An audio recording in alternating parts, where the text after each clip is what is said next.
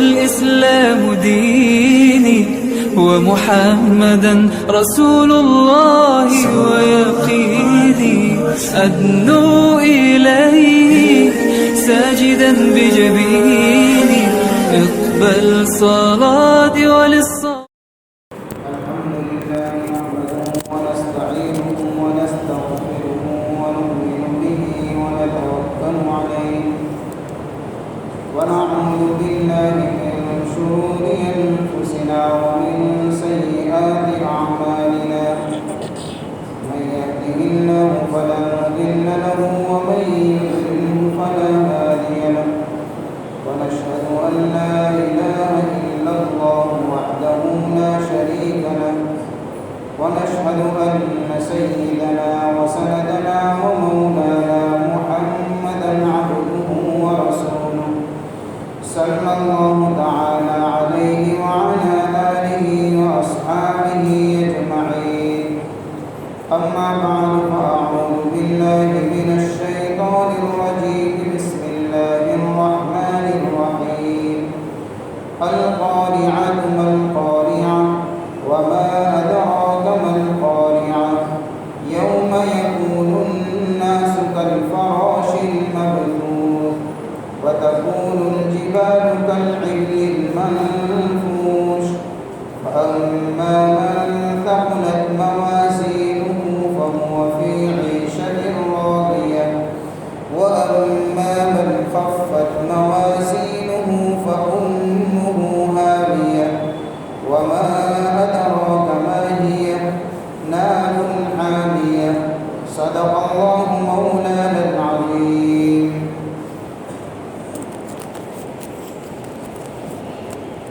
محترم دوستوں بزرگوں، گزشتہ مجلس کے اندر ایک بات آپ کے سامنے آئی تھی کہ اللہ تعالیٰ نے اس صورت کے اندر قیامت کے خوفناک منظر کو بیان فرمایا ہے تاکہ لوگوں کے دلوں میں آخرت کی فکر پیدا ہو۔ یہ پوری تمہیدی بات میں نے آپ کے سامنے رکھی تھی۔ اللہ فرماتے ہیں القارعۃ ما القارعۃ وما ادراک ما القارعۃ، کھڑکھڑانے والا واقعہ، القارعۃ ما القارعۃ، کیا ہے وہ کھڑکھڑانے والا واقعہ، وما ادراک ما القارعۃ، اور آپ کو کیا معلوم کہ وہ کھڑکھڑانے والا واقعہ کیا ہے۔ تین مرتبہ گویا کہ اللہ تعالیٰ نے اس قیامت کے خوفناک منظر کو بیان فرمانے کے لیے اس لفظ کا 3 مرتبہ استعمال فرمایا، کھڑکھڑانے والا واقعہ، یعنی وہ اتنا بھیانک اور خطرناک منظر ہوگا کہ جب قیامت قائم ہوگی اور سور پھونکا جائے گا اور اس کی وجہ سے جو آواز آئے گی اس آواز کی دہشت ایسی خطرناک ہوگی، وہ آواز ایسی بھیانک ہوگی کہ اس کی وجہ سے آدمی کے ہوش اڑ جائیں گے، کانوں کے پردے پھٹ جائیں گے، اندر کے دل دہل جائیں گے اور عجیب و غریب منظر قائم ہو جائے گا۔ ایک جگہ پر اللہ نے فرمایا وَتَرَى النَّاسَ سُكَارَىٰ وَمَا هُم بِسُكَارَىٰ وَلَٰكِنَّ عَذَابَ اللَّهِ شَدِيدٌ، کہ آپ لوگوں کو دیکھیں گے کہ نشے میں آ گئے ہیں، ایسی حالت ہوگی لوگوں کہ ایسا لگے گا کہ لوگ نشے میں ہیں۔ وَتَرَى النَّاسَ سُكَارَىٰ، لیکن قرآن کہتا ہے وَمَا هُم بِسُكَارَىٰ، ان کو نشہ نہیں ہوگا، وَلَٰكِنَّ عَذَابَ اللَّهِ شَدِيدٌ، لیکن یہ اللہ کا عذاب ہی ایسا خطرناک ہوگا کہ لوگ ہوش و حواس کو کھو بیٹھیں گے، یعنی ایسا بھیانک منظر ہے۔ اور اللہ نے اس قیامت کے خوفناک منظر کو بیان فرمانے کے لیے قرآن کے اندر مختلف الفاظ استعمال فرمائے۔ ایک جگہ پر اللہ نے فرمایا فَإِذَا جَاءَتِ الصَّاخَّةُ، کانوں کے پردوں کو پھاڑ دینے والی چیخ، یعنی اس کو چیخ سے تعبیر کیا اس آواز کو۔ ایک جگہ پر اللہ نے فرمایا فَإِذَا جَاءَتِ الطَّامَّةُ الْكُبْرَىٰ، بہت بڑا ہنگامہ برپا ہوگا. اس کو ہنگامے سے تعبیر کیا. ایک جگہ پر اللہ نے فرمایا الحاقۃ ما الحاقۃ، ایک حقیقت، خطرناک حقیقت ہے جو اللہ اس کو ظاہر کر کے رہیں گے. اس کے اندر قیامت کو حاقۃ سے تعبیر فرمایا. کسی جگہ پر قیامت کو یوم علیم یعنی دردناک دن کہا. کسی جگہ کے اوپر قیامت کے نام کو اللہ نے یوم عسیر رکھا، بڑا کٹھن اور مشکل دن. الغرض قرآن نے مختلف جگہوں کے اوپر قرآن کے مختلف ناموں کو استعمال فرما کر اس کے خوفناکی اور اس کے بھیانک منظر کو بیان فرمایا ہے کہ ایسا خطرناک واقعہ اللہ کی طرف سے ایک مرتبہ رونما ہونے والا ہے، یعنی قیامت آنے والی ہے. وہ کیسا واقعہ ہوگا جب ایسی آواز ہوگی؟ اس کا اثر کیا ہوگا؟ یوم یکون الناس کالفراش المبثوث، کہ اس دن لوگ بکھرے ہوئے پتنگوں کی طرح ہو جائیں گے. کہ جس طریقے سے ہم نے دیکھا ہوگا کہ عام طور پر بارش کے موسم کے اندر جہاں لائٹ کی روشنی ہوتی ہے تو اس کے ارد گرد پروانے اور پتنگے اڑتے ہیں. جب کبھی اس منظر کو دیکھیں تو اس کے اوپر غور کریں کہ وہ پروانے جو اڑتے ہیں ان کے اندر کوئی قوت نہیں ہوتی، ان کے اندر کوئی طاقت نہیں ہوتی، ان کی اڑنے کی سمت متعین نہیں ہوتی. وہ ایک دوسرے سے ٹکراتے ہیں، کبھی تو روشنی سے ہی ٹکرا جاتے ہیں، یا یعنی کہ جو دیا جلایا جاتا ہے اس سے ہی ٹکرا جاتا ہے اور جل جاتے ہیں. یعنی بالکل ان بیلنس معلوم ہوتا ہے. ان کے اندر کوئی ایسا مستقل یعنی کوئی ایسا نظام نظر نہیں آتا، کوئی ایسی قوت نظر نہیں آتی. اللہ نے فرمایا کہ جب قیامت کا یہ ہنگامہ برپا ہوگا، جب قیامت کا یہ خوفناک منظر قائم ہوگا تو لوگ بھی اس طریقے سے دوڑ رہے ہوں گے جس طریقے سے پتنگے ہوتے ہیں کہ ان کے دوڑنے کا بیلنس بھی لوگ کھو بیٹھیں گے. آدمی کے خود کا بوجھ ہلکا ہو جائے گا، بے وزن ہو جائے گا. ایسا خوفناک منظر کہ جب قیامت قائم ہوگی تو یہ حالات پیش آئیں گے. یوم یکون الناس کالفراش المبثوث. اور کیا ہوگا؟ وتکون الجبال کالعہن المنفوش. اور پہاڑ کو دیکھیں گے دھلی ہوئی رنگین روئی کی طرح اڑنے لگے گا. پہاڑ ایک مضبوط مخلوق ہے، اس کی مضبوطی کی لوگ مثالیں دیا کرتے ہیں کہ بھئی جب کوئی کام کر رہا ہو آدمی اگر ڈٹ کر کام نہیں کرتا تو اس کو کیا کہتے ہیں؟ پہاڑ کی طرح مضبوط بنو. یعنی اس کی مضبوطی کے اندر اور اس کی یعنی کہ جو طاقت اور جو قوت اللہ نے اس میں رکھی ہے اس کے ذریعے سے لوگ مثالیں بیان فرماتے ہیں کہ ہمارے کام اس طریقے سے مضبوط ہونے چاہیے. اور پہاڑوں کو ہم دیکھتے ہیں طوفانوں کی وجہ سے اپنی جگہ سے ہلتے نہیں ہیں. پہاڑ سیلاب کے بہاؤ کی وجہ سے پہاڑ اپنی جگہ چھوڑتا نہیں. لیکن اللہ فرماتے ہیں وہ منظر ہی کچھ ایسا ہوگا کہ پہاڑ بھی اس طریقے سے ذرات میں بدل جائیں گے کہ جس طریقے سے روئی ہوتی ہے جب اس کا ریزہ الگ کیا جاتا ہے اور اس کے ریزے ہوا کے اندر اڑتے نظر آتے ہیں. روئی بھی رنگین ہوتی ہے، الگ الگ کلر میں ہوا کرتی ہے. اور کس طریقے سے اس کے ذرات اڑتے ہیں کہ پہاڑ بھی جب اتنی مضبوط مخلوق کا بھی یہ حال ہو جائے گا کہ اس طریقے سے روئی کے ذرات کی طرح اڑتے ہوئے نظر آئے گا. رنگین اس لیے کہا کہ پہاڑ بھی الگ الگ ہے. کوئی کالا پتھر ہے، کوئی سفید پتھر ہے، کوئی دوسرے یعنی کہ سرخ پتھر ہے. تو جب یہ اس کے بھی ذرات ہو جائیں گے اور جب یہ بھی اڑنے لگیں گے تو ایسا لگے گا جیسے رنگین روئی کے ذرات اڑتے ہیں. یعنی ایسا خوفناک اور بھیانک منظر ہوگا قیامت کا. وتکون الجبال کالعہن المنفوش کہ پہاڑ بھی اپنی مضبوطی کو ختم کر دے گا. اور کیا ہوگا کہ فَأَمَّا مَنْ ثَقُلَتْ مَوَازِينُهُ فَهُوَ فِي عِيشَةٍ رَاضِيَةٍ. جب یہ منظر قائم ہوگا تو پہلا سور پھونکا جائے گا تو اس طریقے سے نظام بنے گا. ہر مخلوق فنا ہو جائے گی، ساری کی ساری چیزیں تہس نہس ہو جائیں گی. دوسری مرتبہ بھی سور پھونکا جائے گا.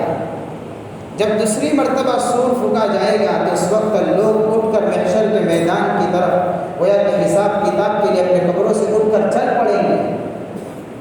اللہ فرماتے ہیں فَأَمَّا مَنْ ثَقُلَتْ مَوَازِينُهُ، اس موقع کے اوپر جس کی ترازویں اور جس کی پلڑے باری ہو جائے گی تو اللہ فرماتے ہیں فَهُوَ فِي عِيشَةٍ رَاضِيَةٍ، اللہ اس کو من پسند زندگی عطا فرمائیں گے، وہ من پسند زندگی میں ہوگا، بڑی سہولت والی زندگی میں ہوگا۔ چھوٹے سے لفظ میں اللہ نے وہاں کے عیش و آرام کو بیان فرما دیا۔ اللہ کے نبی نے فرمایا کہ اللہ کی جنت تو کچھ ایسی ہے کہ آج تک نہ کسی آنکھ نے دیکھا ہے نہ کسی کان نے کما حق کہو، جو اس کی وہاں کی کیفیت اس کو سنا ہے، اور نہ کسی دل پر اس کا تصور گزرا ہوگا۔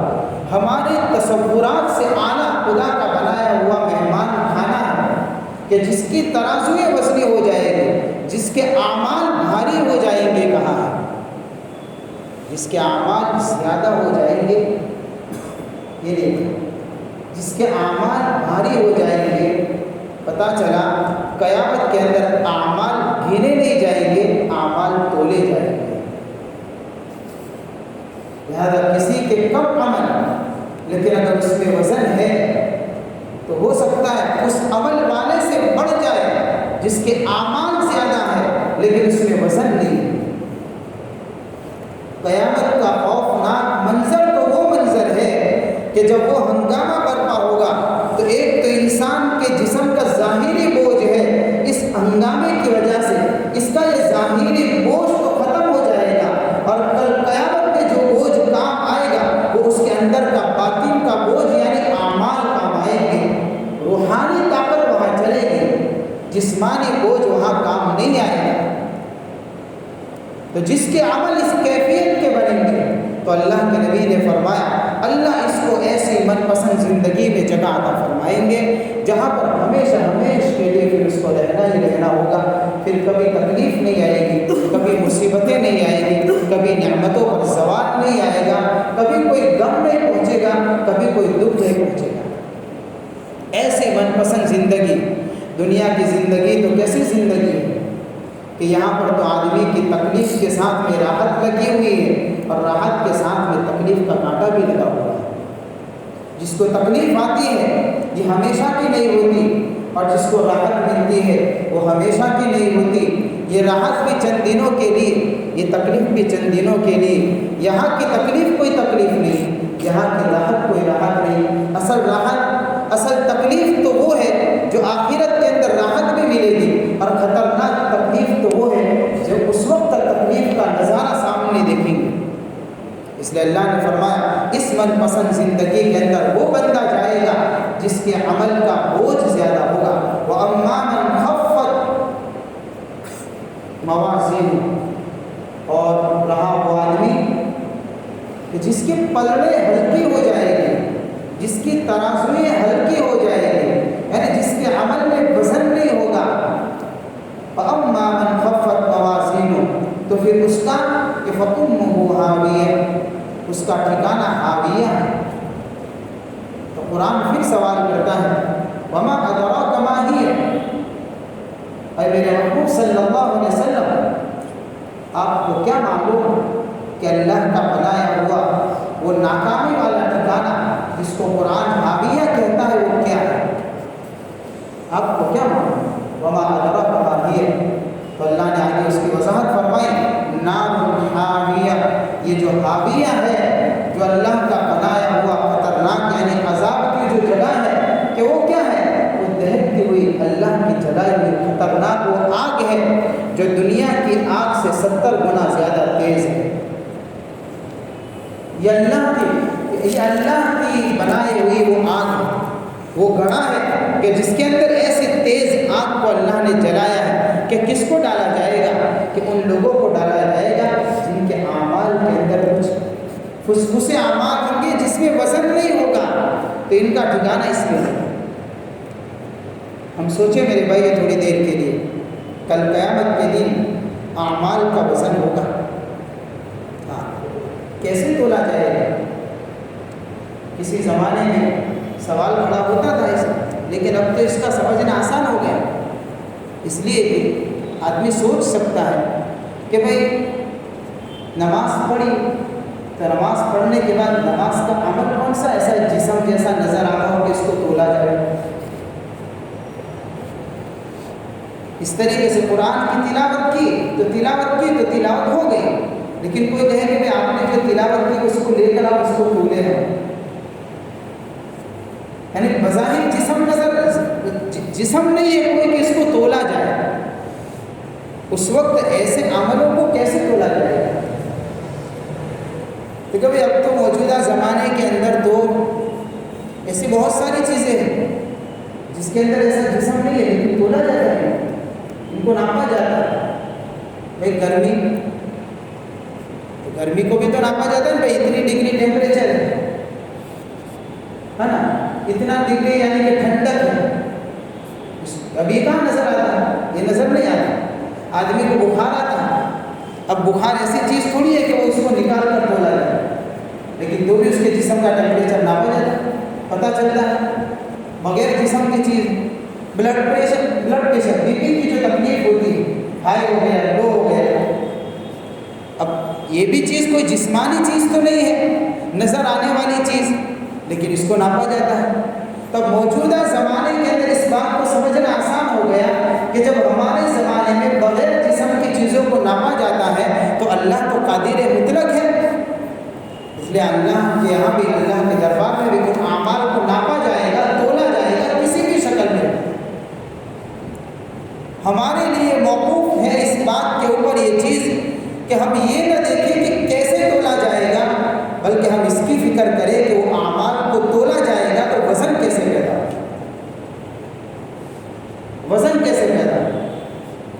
ہو سکتا ہے. عملوں کو اس وقت اللہ تولے انسانوں کی شکل میں، یہ بھی ہو سکتا ہے. اور ایسا بھی ہو سکتا ہے بعض روایتوں سے کہ اعمال تولے جائیں گے، کہ اعمال نامے تولے جائیں گے، رجسٹر. جیسے بھائی روایت میں آتا ہے کہ اللہ کے نبی صلی اللہ علیہ وسلم نے فرمایا کہ ایک آدمی ہوگا، اس کے 99 اعمال، یعنی کہ پورے 99 دفتر ہوں گے، اس کو سامنے کیا جائے گا، رب کے سامنے حاضر، سارے کے سارے یہ گناہوں سے اور نافرمانی سے بھرے ہوئے ہوں گے. اس بندے کو بھی لایا جائے گا، اس کو پوچھیں گے، اللہ روایت کا خلاصہ ہے کہ بھائی اس میں جو چیزیں لکھی ہوئی ہے کوئی ایسی چیز ہو تو بتاؤ کہ جو تم نے گناہ نہ کیا اور میرے فرشتوں نے لکھ دیا، یعنی خامخواہ تجھ پر ظلم ہوا ہو تو ایسی کوئی چیز نظر آئے تو بتا. لیکن ظاہر سی بات ہے ایسی کوئی چیز نہ فرشتے لکھیں گے اور نہ اس وقت ایک موقع ہے وہ اقرار کرے گا اپنی ساری کوتاہیوں کا. اب وہ سمجھے گا کہ اتنی ساری برائیاں کہ جہاں کہیں نیکی نظر نہیں آتی ہے مجھے، تو میری تو ناکامی ہو گئی. اللہ فرمائیں گے لیکن تیری ایک نیکی ہمارے پاس بطور امانت کی ہے. ایک پرچی دی جائے گی جہاں تیرے اعمال تولے جاتے ہیں، اس جگہ کے اوپر جا کر دوسرے پلڑے میں یہ پرچی ہے، اس کے اندر کلمہ لا الہ الا اللہ لکھا ہوگا. جیسے یہ پرچی اور اس کا یہ عمل رکھا جائے گا تو اللہ کی قدرت سے اللہ تعالیٰ اس کے اس عمل کے اس پلڑے کو وزنی بنا دیں گے اور اس کے لیے کامیابی کا فیصلہ ہو جائے گا. اللہ کے نبی نے فرمایا، یہ روایت بیان فرمانے کا روایت کے آخر کے اندر رب کے نام سے زیادہ کوئی چیز وزنی نہیں ہو سکتی. تو ہو سکتا ہے اعمال ناموں کو تولا جائے کسی بھی شکل میں، لیکن ہمیں یہ دیکھنا ہے کہ ہمارے اعمال کے اندر یہ وزن پیدا ہوگا تو وزن کس طریقے سے عملوں میں پیدا ہوتا ہے. کثرت نہیں کہا، اس لیے دیکھیے قرآن کے اندر دوسری جگہ پر اللہ نے کیا فرمایا، تبارک الذی بیدہ الملک وہو علی کل شیء قدیر الذی خلق الموت والحیاۃ لیبلوکم ایکم احسن عملا. اللہ نے زندگی کا نظام چلایا، موت کا نظام چلایا اپنی قدرت سے تاکہ تم کو آزمائے. کیا آزمائے؟ کہ دیکھیے اللہ تم میں سے کون اچھا عمل کرتا ہے. لیبلوکم ایکم احسن عملا، کون اپنے عمل کو حسین بناتا ہے، خوبصورت بناتا ہے. یہ نہیں کہا کون زیادہ عمل کرتا ہے، یہ اعمال کے اندر گھس کر یہ اعمال کو کل قیامت کے اندر وزن والا بنائے گا۔ اس لیے عمل کے اندر علماء کرام فرماتے ہیں کہ 3 چیزیں ایسی ہیں جو آدمی کے عمل کو وزنی بنائے گا۔ 3 چیزیں ایسی ہے جو انسان کے عمل کو، اس کا چھوٹے سے چھوٹا عمل بھی بڑا بھاری ہو جائے گا۔ ہمیں بھی کوشش کرنی چاہیے کہ ہم بھی جب کوئی عمل کریں تو ان 3 چیزوں کے دائرے میں رہ کر کریں۔ اس میں سے پہلی چیز تو ایمان ہی ہے، اس لیے کہ اس کے بغیر عمل وزنی بنے گا ہی نہیں۔ اس لیے اس آیت کے ماتحت میں مفسرین نے اس بات کو لکھا ہے کہ کل قیامت کے اندر جب اعمال کو تولا جائے گا تو اس وقت 2 مرتبہ عمل کا وزن ہوگا۔ ایک مرتبہ تو عمل کا وزن ہوگا ایمان والوں کا بمقابل کافر کے مقابلے میں ایمان والے کا عمل تولا جائے گا۔ تو کافر کے مقابلے میں جب ایمان والے کا عمل تولا جائے گا تو چاہے اس ایمان والے کے اندر نافرمانیاں ہوگی، لیکن اس کے ایمان کی وجہ سے کافر کے مقابلے میں ایمان والے کا پلڑا بھاری ہو جائے گا۔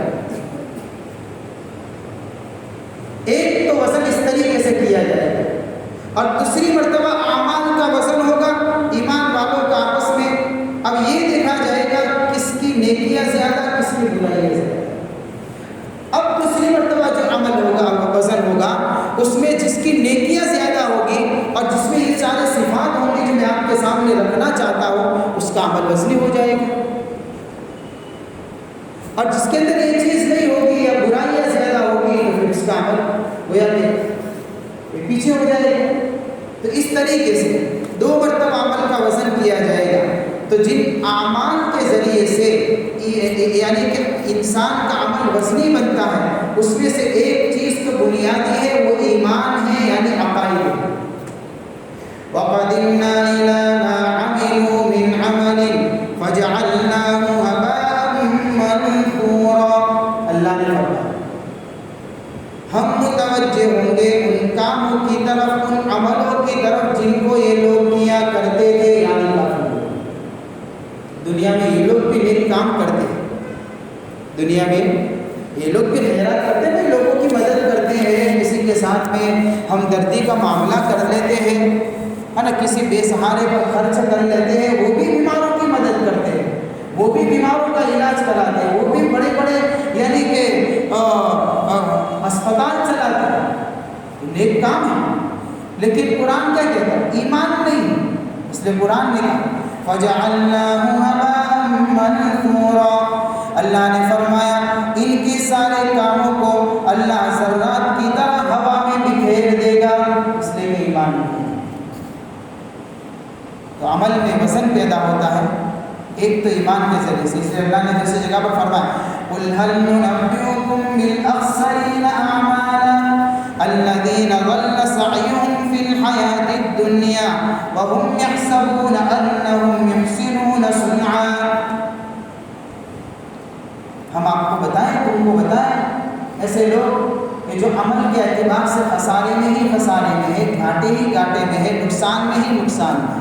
بالأخسرین اعمال، وہ کون لوگ ہیں؟ الذین ضل سعیہم فی الحیاۃ الدنیا، ان کی محنتیں، ان کی کوششیں، یہ ساری کی ساری چیزیں دنیا کی زندگی میں تو اکارت اور بیکار ہو گئی، اور سمجھتے کیا رہے کہ ہم بھی نیک کام کرتے ہیں، ہم بھی اچھے کام کرتے ہیں، لہذا یہ سارے کے سارے کام وہ اپنے گمانوں کے مطابق اچھا سمجھتے رہے۔ وَهُمْ يَحْسَبُونَ أَنَّهُمْ يُحْسِنُونَ صُنْعًا، وہ اپنی سوچ سے یہ بات سمجھتے رہے، اس تصور کو قائم کرتے رہے کہ بھئی سارے کے سارے کام ہمارے اچھے ہیں، لیکن ایمان نہیں تھا۔ تو اللہ نے فرمایا کہ ایسے لوگوں کو جب کل قیامت میں حاضر کیا جائے گا تو فَلَا نُقِيمُ لَهُمْ يَوْمَ الْقِيَامَةِ وَزْنًا، کل قیامت میں ان کے ان کاموں کا کوئی وزن نظر نہیں آئے گا۔ اس لیے ایمان اور عقائد بنیادی چیز ہے، جب تک ایمان صحیح نہیں ہوگا آدمی کا عمل کے اندر وزن پیدا ہونے کا سوال ہی پیدا ہے۔ دوسری چیز جس کے ذریعے سے عمل میں وزن پیدا ہوتا ہے کہ ہم جو بھی کام کریں اس کام کو سنتوں کے مطابق کریں۔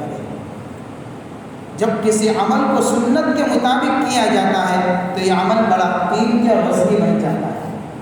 اللہ کے نبی صلی اللہ علیہ وسلم نے فرمایا کہ جو میری سنتوں سے محبت کرے گا، جو مجھ سے محبت کرے گا، اس کی نشانی اور اس کی علامت یہ ہے کہ وہ میری سنتوں پر چلے گا، وہ میرے طریقوں کو اپنائے گا، وہ میری طرز زندگی کو فالو کرے گا، میرا اتباع کرے گا، میری اطاعت کرے گا، اور جو میری اطاعت کرے گا کان معی فی الجنہ، وہ میرے ساتھ میں جنت میں ہوگا۔ اس لیے کہ جو جس کی اتباع کرے گا، جو جس کی مشابہت پر چلے گا، جو جس کے طرز زندگی کو اپنائے گا، من تشبہ بقوم فہو منہم، حضور کی پاکیزہ زندگی کو اپنائیں گے تو حضور کے ساتھ میں ہوں، حضور کے طریقوں کو اپنائیں گے تو حضور کے ساتھ میں ہوں۔ آج ہماری زندگیوں کے اندر سے میرے بھائی سنتوں کا اہتمام نکل گیا، سنتوں کا اہتمام۔ اس لیے اللہ نے فرمایا فقط من اطاع اللہ فقط اطاع، کہ اللہ نے فرمایا کہ جو یہ دعویٰ کرتا ہے کہ میں اللہ کی مان کر چلتا ہوں تو رسول کی اطاعت کرے، میرے نبی نے جو بتایا اس کے مطابق چلے، میرے نبی کے طریقوں کو اپنائے۔